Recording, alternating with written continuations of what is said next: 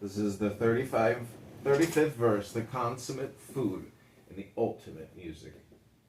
When you merge with the universe, the whole world is attracted to you, discovering through you its own security, peace, and good health.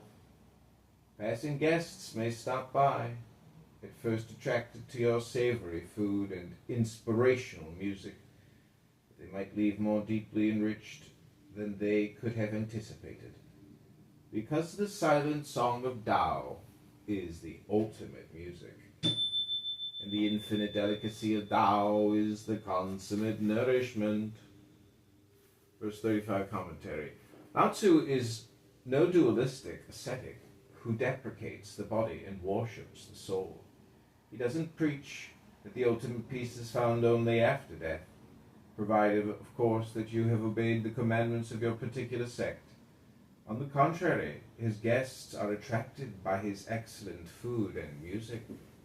However, when they leave, they may not only be sensually and elementally satiated, but they might also become introduced to the wondrous experience of merging with the universal great integrity.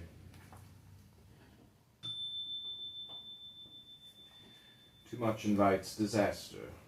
Verse 36, what is overexpanded becomes diminished. What is too strong becomes weakened. What is too high is cut down.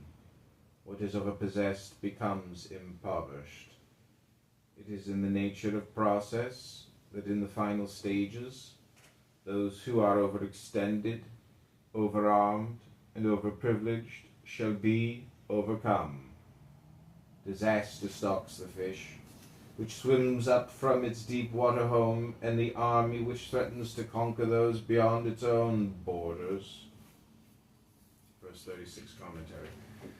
My translation of this verse expresses what Lao Tzu could only imply if he were as openly rebellious in his language as expressed in the translation. He might never have reached the more than 90 years he was supposed to have lived. Specifically, while my last line cautions about armies being used to conquer others, Lao Tzu's words are more literally, a nation's weapons should be shown to no one. Similarly, the metaphors Lao Tzu uses as arguments for his conclusion only imply the issue of overabundance and overprivilege. The more literal translation of Lao Tzu's first two lines is, if one wants to diminish, one must first expand. If one wants to weaken, one must first strengthen. However, the process of diminishing does not necessarily follow any expansion, but requires overexpansion. The